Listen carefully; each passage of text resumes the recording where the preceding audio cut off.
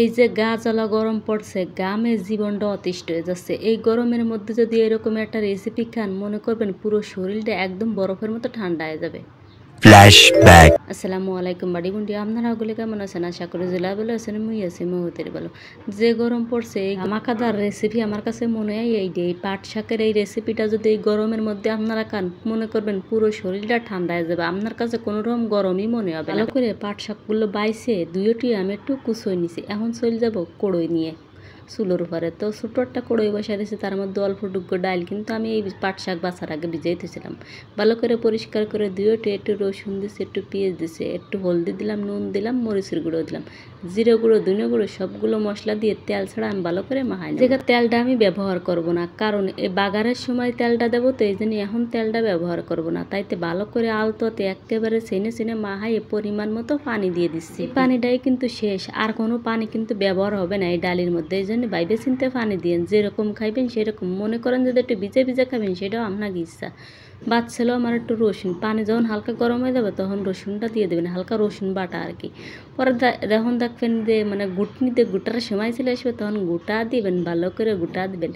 যদি আস্তে আস্তে খাতে চান সেটাও আপনার ইচ্ছা, কিন্তু আমি হালকা গোটা দিয়ে নিছি। ছুড়ুত করে খাইয়ে দেবো, যাতে দাঁতে মাতে কোনো জায়গা না বাঁধে। কাজটা করতে আমার জন্য রসহ্য ঠে যাক। এখন দিয়ে দিচ্ছে আমার সে পাট শাক। দেখছেন ভালো করে ধুয়ে পরিষ্কার করে নিয়ে নিচ্ছে। পাট শাকটা এখন দিয়ে দিলাম। দেওয়ার পরে একটু লাড়িং সাড়িং দিয়ে ডাকনা দিয়ে ডাহে দিয়ে দেবো। মনে করবেন 5 থেকে 10 মিনিটের জন্য, একদম অল্প আছে।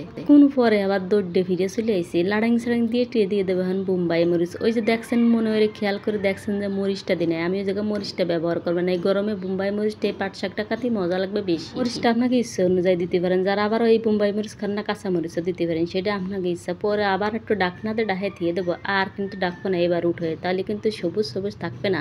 আর আমি ঠিক যেরকমভাবে রান্না করছি এইভাবে একেবারে খাওয়ার পরে পেটে যাইও কিন্তু সবুজ সবুজ থাকবে।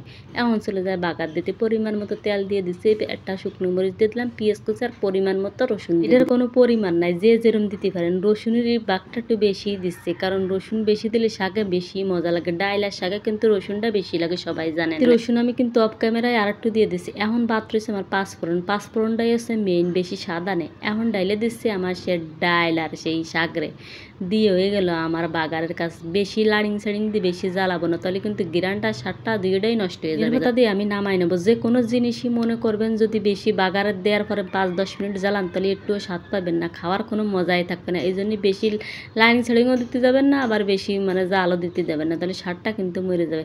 এখন আমি কিন্তু নামাই নেবো, আমি আর জ্বালাবো না। ভালো করে মিশিয়ে নিলাম, গুটে জ্বাল আর দেবো না, যেরম হয়েছে এরমই যথেষ্ট। আমি এবার শুকনো রাখছি। ইচ্ছে করলে আপনারা এর থেকে আর একটু পানিও রাখতে পারেন এই গরমে। কিন্তু পাট শাকও যেহেতু ও নেলার সাথে গালে দিলে শুরুত করে গালের মধ্যে চলে যাবে না। আঁকতেও যে কি শান্তি হবে না, তা আপনাকে কী করবো। যাকে পাতলা হয় কেন সেটাও শান্তি দেয় না, কি সুন্দর দেওয়া আছে। তো আজকে রেসিপিটাই ফোন তো। আল্লাহ হাফেজ।